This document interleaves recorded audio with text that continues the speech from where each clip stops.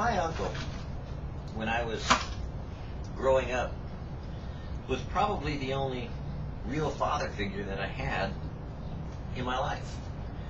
I had lots of people that were around me. Stepdads and different people that were somewhat male figures, but they were pretty much immature. And my uncle always seemed like the epitome of the person who always had it together somehow. You see, he had been in the Navy and he'd gone through that experience as a young man, and he'd come out the other side as a perfectionist. He was very, I guess, organized or dogmatic about the way that he approached life and the way that he dealt with everything in his life. Everything was in its place and a place for everything. And that's probably the only thing I think that, I don't know if I learned it from him, but that I like to think of God doing in my life, and I like to think of myself when I'm organized, because my wife likes to say that I'm that way, and I try to tell her, honey, you've never met my uncle.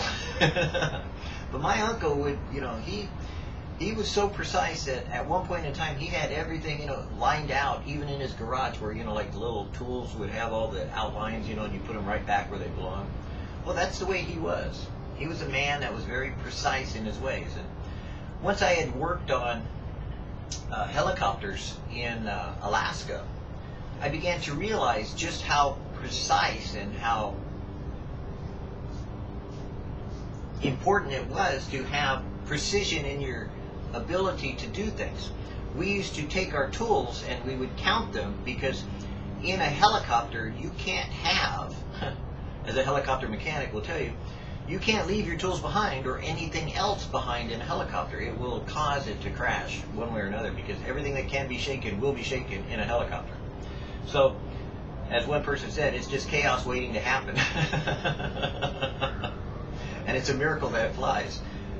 Not really, but that's the point that some helicopter or aircraft mechanics will tell you in the helicopter industry. And so I had learned that, later on in life, but when I was a young man, when I had just got saved, I remember that my uncle really didn't understand me and didn't know me very well, and I didn't know him that well, and so he had these ideas and perspectives of how he wanted life to be and how he expected others to live it. And unfortunately, I got saved. I was dealing with my own growth and development as a born-again Christian. I was sharing with his wife, about Jesus and talking to him as little as I could about God, because, you see, I always wanted him to admire me. I always wanted to see his admiration or wanted to impress him with something that I had done. And I had felt like such a failure because I had been brought to my knees from Crohn's disease by almost killing me in the Marine Corps. And in barely surviving that, I had come out of San Diego, MCRD, into Balboa Naval Hospital and recovered. And then once I recovered, basically I had no place to go and no way to get on my feet when my uncle offered me that opportunity. And so I lived with him for a while, working at Gallo Winery. And God allowed me the experience of getting to know him in some personal ways. And sadly, I haven't really had a chance to talk to him all these years since then. But I really admired him. And then one day, when I had gone through some real trials and tribulations at work, and I'd been challenged because I couldn't physically do the job, that it was beyond my capabilities, physically, mentally, physiologically, emotionally, and spiritually, that God said, quit, because I'd thrown my back out several times, and I prayed about it, and God said, go, just leave the job. And so I told my foreman that, I like the job, but I really, and I've tried to work it, but I've thrown my back out twice, and I really can't do this physical labor. And it was taking, wine cases and stacking them in the warehouse. And I just wasn't built for it, I wasn't that strong, even though I'd come out of the Corps. But God telling me to trust him, he had placed me in a position where I had to make that decision of either staying with the job and just making other people do my work, or leaving it under his guidance. And so I trusted in the Lord with all my heart, and I didn't lean in my own understanding. So I told my foreman that, and I said, I just gotta give notice, I said, I just can't do it, it's just making everybody work, and I can't cover it. So he said, okay, and so I gave my notice, and he said, just don't come in, we'll take care of it, and, blah, blah, blah. And so I gave notice at that time and slept in the next day, and when my uncle woke up, he came out much like this coffee and this robe I'm wearing. And he was holding his cup of coffee, and he looked at me and he says, as I came out from the bedroom, he says, well, Michael, he says, what'd you do, sleep in? He says, tell you what, I'll get another cup of coffee and I'll drive you to work. And I said, you don't have to, Jimmy, that was his name, my Uncle Jimmy. And I said, you don't have to, Jimmy. I said, I quit. I had to, because of my back, I had to quit. So I gave notice, and they told me, just don't bother coming in today. And he stood there, silent. He was a little short man, and he was like, 4'11", but he was body built, and strong, and, just really a go-getter. And he looked at me, and I don't remember what his eyes looked like, but he started talking and telling me things that immediately I started crying. He threw me out of his house. He said that day, he says, I'm taking you to work. He said, you're getting your last check. You're getting on a plane. You're getting out of here. You're going back to your mama's house, and you're going and you're leaving and blah, blah, blah. On and on and on and on. And he just reamed me from high to the low. Tore me a new, what. And sure enough, I felt it. He was so hurt, so mad, so frustrated at me for the things that I probably reminded him of in his life at some point in time, of other people or even of himself, that sadly, because I had done the things that Jesus said, this was being used as an object lesson to teach me something about trusting him. So unfortunately, later on in the day, as I was in the car with not only my uncle but my aunt, and we were being driven to my job, I went in to go get my check. And when I went to the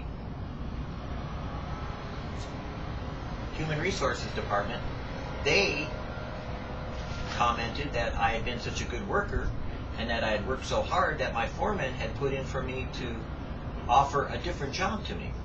And they said, would you like to, apply for that position? We can put you into that and you can start tomorrow.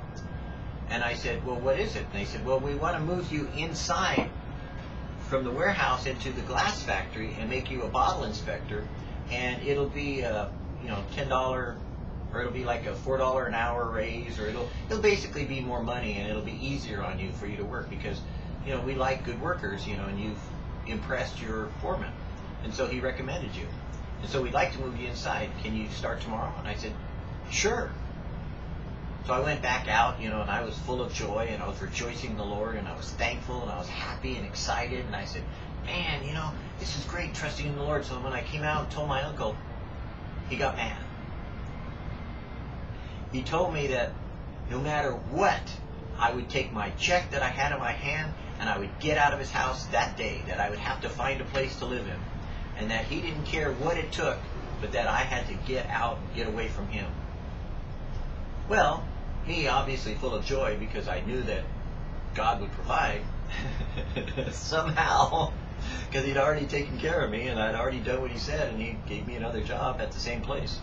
Sure enough, I looked in the newspaper with my aunt's help and found a little tiny cottage. It was just adorable little house, and it was fantastic. So I wound up moving into that house and living there for, I don't know, I guess about 6 months or maybe almost a year before I wound up getting pneumonia and having to leave Gallo Winery. But the point is that I trusted the Lord, and my uncle wasn't wrong in his perspective. He understood to the best of his knowledge what he understood life to be. And later in life, as his children grew up, I I heard my mother had shared with him and talked to him about mercy and grace, because you see, he was raised as a Catholic, and he had been raised real, I guess, pretty stiff and tough.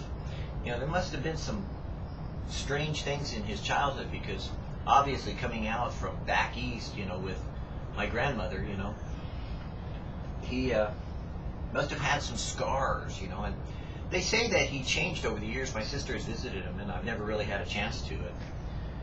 I know how unforgiving my family nature is back east, so it was kind of like I knew enough to know that I needed to leave him alone so that he could find his way. And I think that God has moved in his life in such a way that, you know, God has been saving him all the years through all of his life's experiences. And you know, I never held it against him, you know, because I always knew that he didn't understand what was going on. He could only deal with the things that he could see, touch, and feel. I remember him holding the cup of coffee and saying that if he hadn't been holding the cup of coffee, he would have hit me right in the mouth. I remember him saying that, you know. I doubt that he would have done that, you know, but maybe. But what I always took from that wasn't ever a separation of, you know, a fleshy man versus a spiritual man, or that I was somehow better than he was. As a matter of fact, I still admire him to this day for standing up to the principles that he lived by and guided him. I think that it made it harder for him in the long run to know Jesus, to discover what God was doing in his life, because he had a wrong perspective of what was happening in my life. He could only go by what he saw, not by what he knew.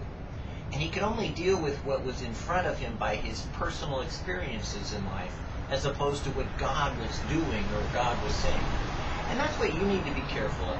Whenever you see someone's life in front of you, don't judge them by the moment or by the outward things or the circumstances of their life. You see, God is the only one that can see a man's heart. Man looks on the outward things, but God looks on the heart. You never know what someone's life experiences may be.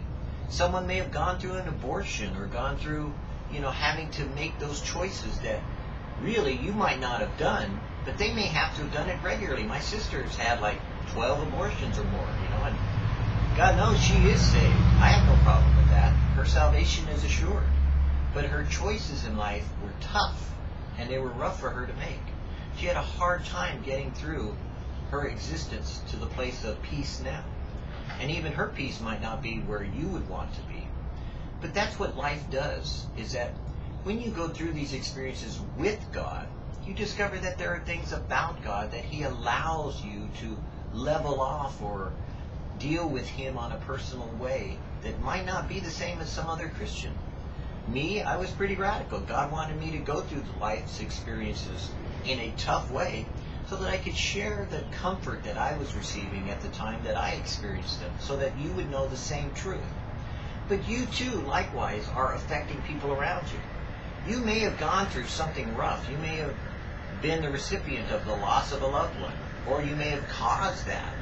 You may be, who knows, a jerk. And if you're a man, it's probable. Or you may be sensitive or caring.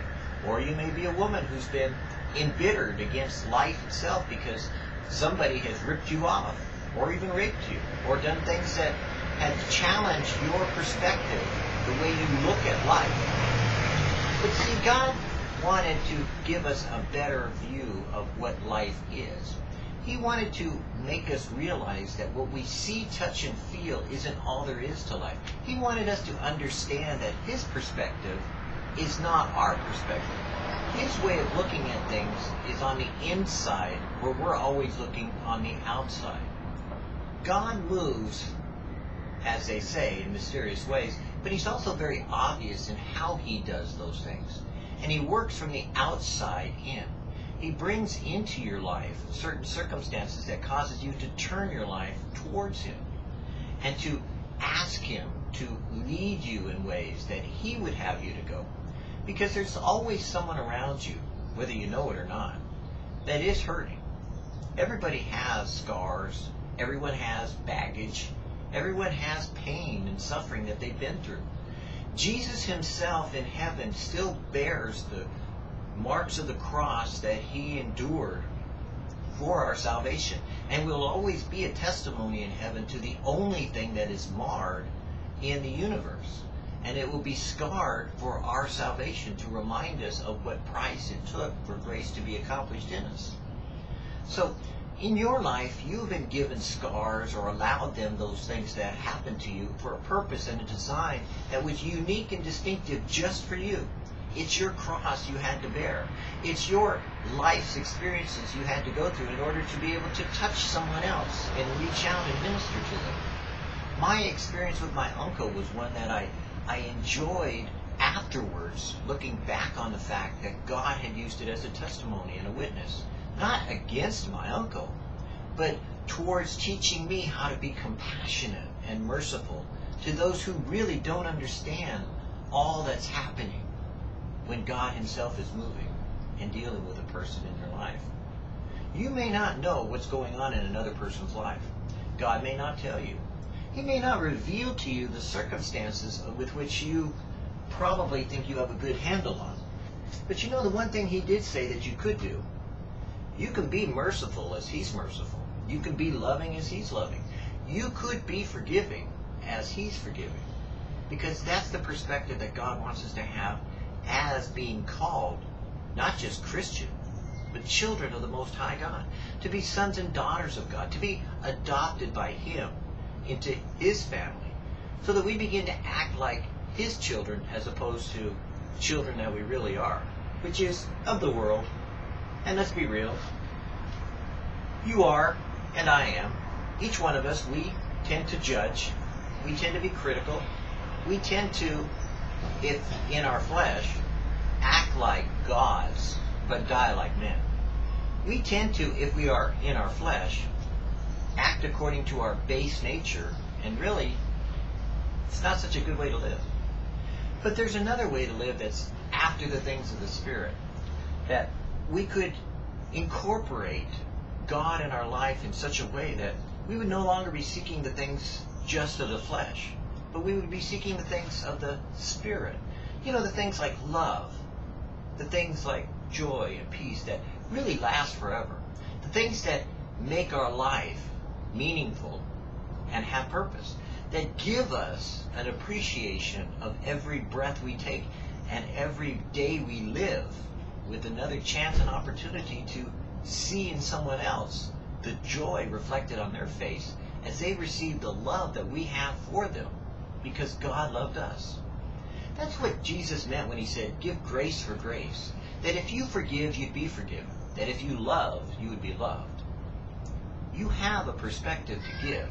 You can use it any way you choose to. But if you take it from God's perspective, I think you'll see that there's something different about the way God calls us and wants us to live as opposed to the way we might be living.